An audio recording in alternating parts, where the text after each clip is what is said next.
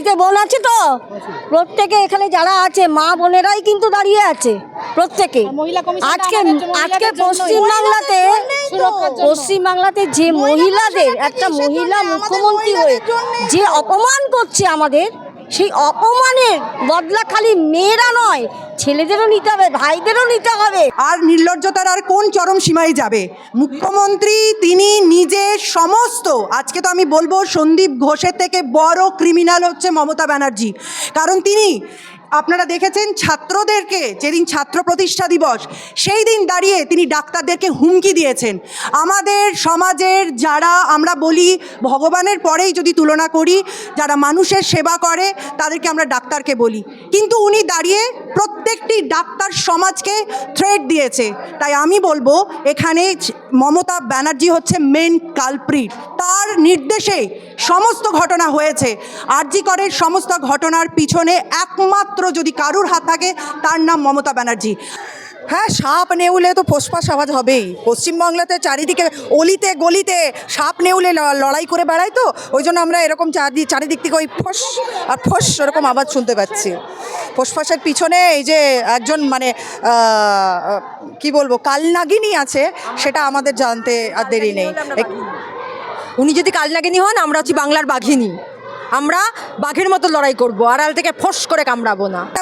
একটা মেয়ের রেট 10 লাখ টাকা, তাহলে তো বলতে হয় যে এখানে যাদের মানে তারা যাদেরকে মামাদের বা তাদের যে দাদাদের যারা টুপিওয়ালা তাদেরকে যে নিয়ে আসছে, তাদের তো বাড়িতে অনেকে ওরকম রয়েছে, তারা এক একটা করে মানে দিয়ে দিক, এগিয়ে দিক। 10 লাখ কেন, তারা 12 লাখ 14 লাখ 15 লাখ টাকা পেয়ে যাবে। এমন মুখ্যমন্ত্রীকে ধিক্কার জানাই, কারণ আমরা যত জানি ওনার ভাইপোরও কিন্তু একটি মেয়ে আছে। ভাইপো, তুমি সাবধান হও, তোমার মেয়েও হচ্ছে বড়। ভাইপো, তুমি চিন্তা করো, তোমার মেয়েও হচ্ছে বড়। শুধু পুলিশ নয়, ভাইপোরও ঘরে একটা মেয়ে আছে। নির্লজ্জ মহিলা বলুন, নিজে একজন মহিলা হয়ে আমাদের পশ্চিমবঙ্গের মধ্যে মেয়েদের রেট বেঁধে দিচ্ছে 10 লাখ টাকা।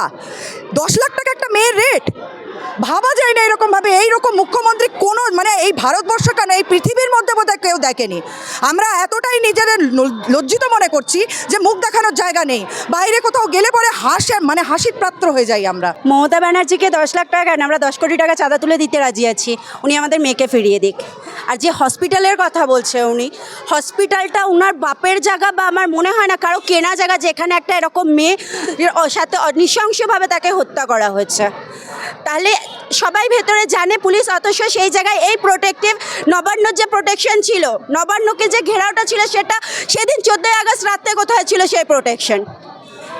আজকে নবান্নতে এত প্রোটেকশন দিয়েছে কেন? মমতা ভয় পেয়েছে, ভয় পাওয়ার জন্যই এত প্রোটেকশন দেওয়া। আজকে একদমই ব্যর্থ। যে দেশে, যে রাজ্যে যে মানুষ মেয়েদের রেট বেঁধে দেয় 10 লাখ থেকে 10,000, আজকে কিছু বছর আগে পার্ক স্ট্রিটের ঘোষণায় বলেছিল না 30,000 টাকা, উনার ঘরেও তো মেয়ে আছে। আজকে উনি বলুক, উনি রাস্তায় নামছে কিসের জন্য? উনি আমাদের কনভার্ট করার জন্য কি, যে রাস্তায় নামছি আমি কিসের জন্য? কাকে দেখাতে চাইছে উনি? ফোসফাস? উনি নিজেই জানেন উনি কী নিয়ে করছেন। উনি তো নিজেই মানে ব্যর্থ মানুষ, নিজেই জানে না উনি কী নিয়ে করছেন। কখনো বলছে ধর্ষিতার ফাঁসি চাই, কখনো কিনা বলছে 10 লাখ টাকা দেওয়া হবে। উনি তো নিজেই ব্যর্থ মানুষ। যে ব্যর্থ, যে শুধু হাসির পাত্র একটা, যারা ধর্ষণ করেছে কে হয় ওনার?